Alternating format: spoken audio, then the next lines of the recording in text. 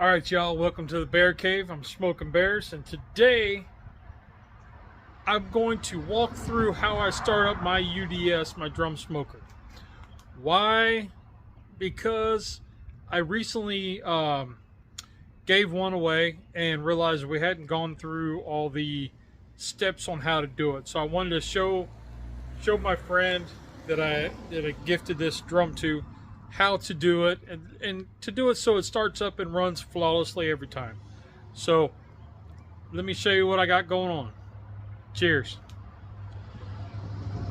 So here's the UDS. I got an apron over the front of it because every time that I reach in it, I always would get a ring on my belly from reaching in. So I use an old apron, drape it over it. I pulled everything out. See, there's nothing in the bottom, because I wanted to show from the beginning, like right. So let's walk over here. What we have here is an ash pan, and what that is like an old charcoal grill. It was a cheap one. I got it for $5. I had a rack that sits on top, and we chucked all that and kept that, and that's what this, my charcoal basket, sits in.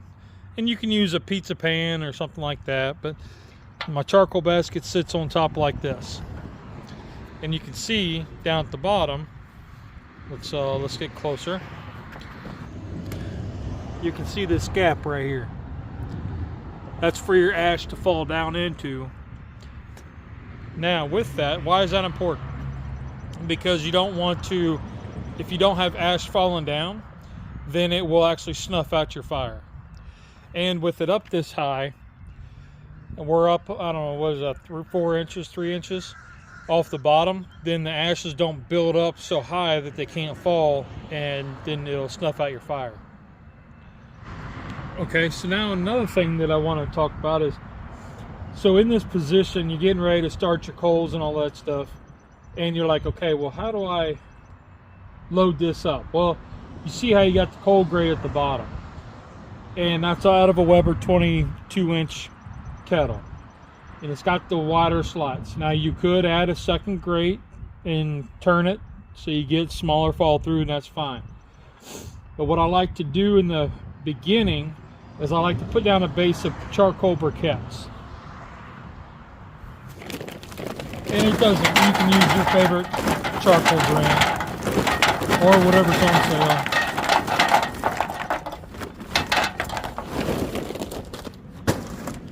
But I like to put down just a base layer.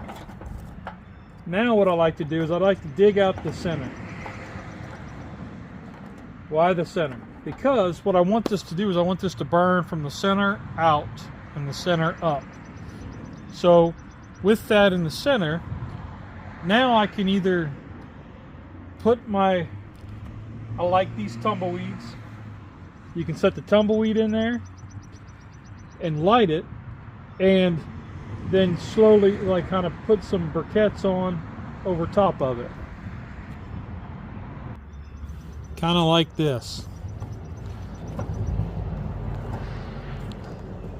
And it'll pull air from underneath coming up, so it'll keep that fire going, and then you can add your lump on top.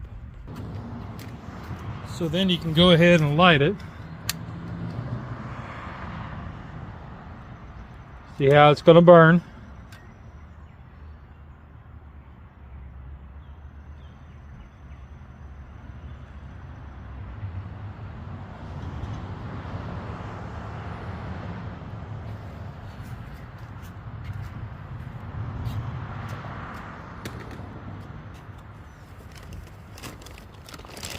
And why do you put the briquettes at the bottom? Because my lump, normally I use the red bag, and I get a lot of fines, and the smaller pieces fall straight through. At least this way it keeps it up there. So now I like to use lump coal.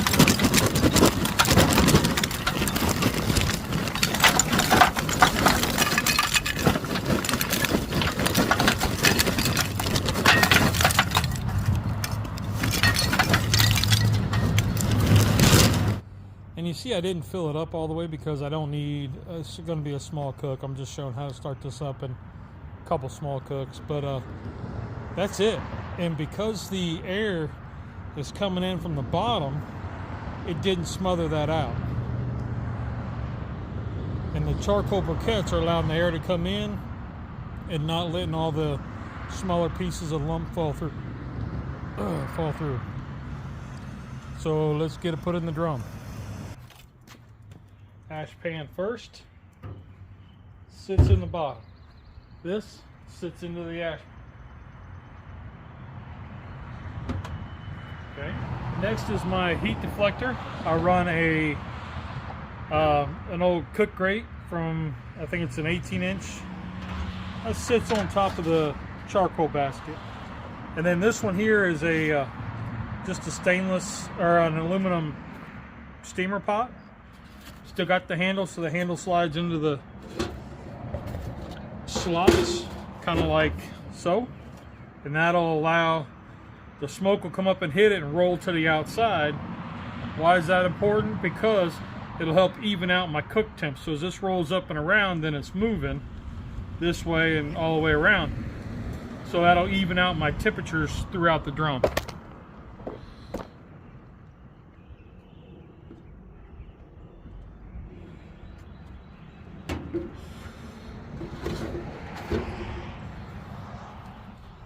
Gust of wind about blew you over.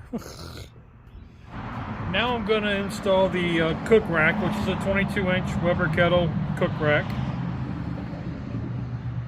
It goes in and sits on my bolts and underneath my 3-inch probe thermometer, which I'll show you in just a second. Okay, so there's my 3-inch probe thermometer. It is 1 inch above where the rack goes. And then right here is where my 12-inch thermometer goes, which reads the center of the cook rack, 1 inch below. We'll see if we can see what that does. You can kind of see that there's the 3-inch one above the rack. There's the 12-inch one below the rack. Now we want to open our exhaust, or our intakes, our air intakes. That's a 3/4 inch nipple. Just with a 1-inch magnet, I get a Lowe's. One on each side.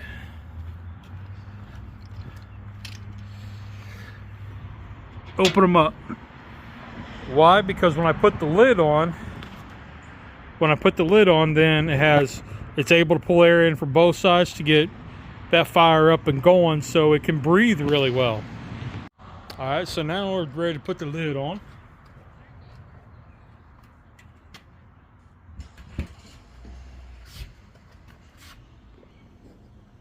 Open the exhaust.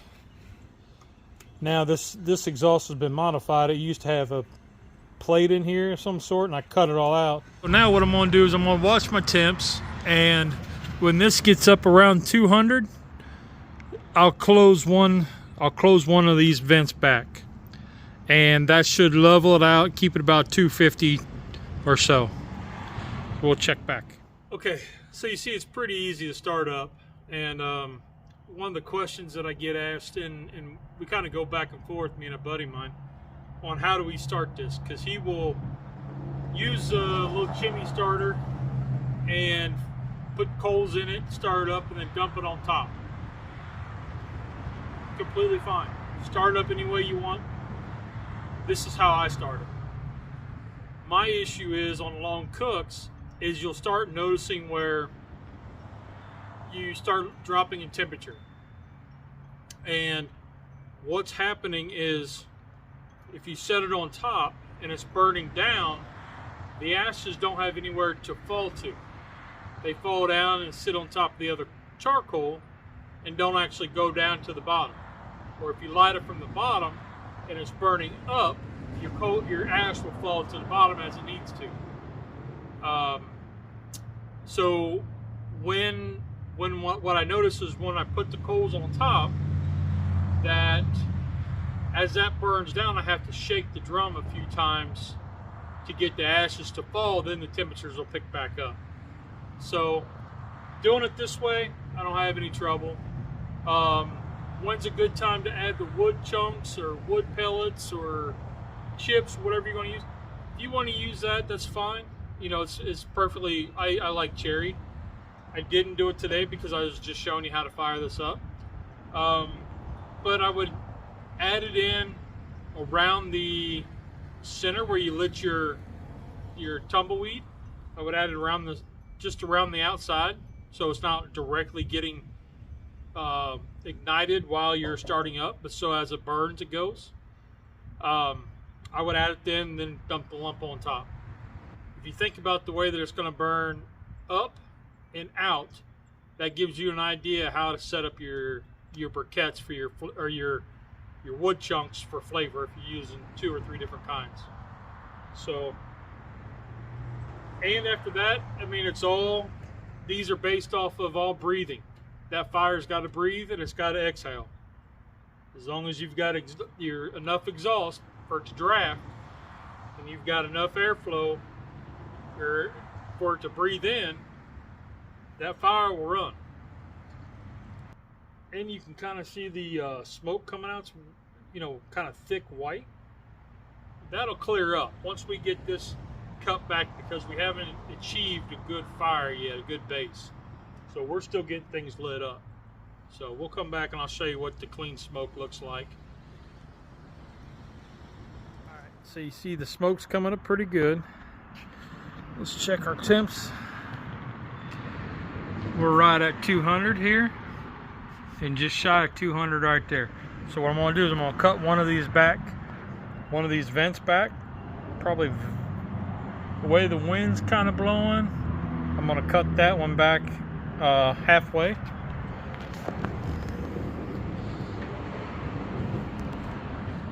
Right? I'm going to come around this other side and cut it halfway. See?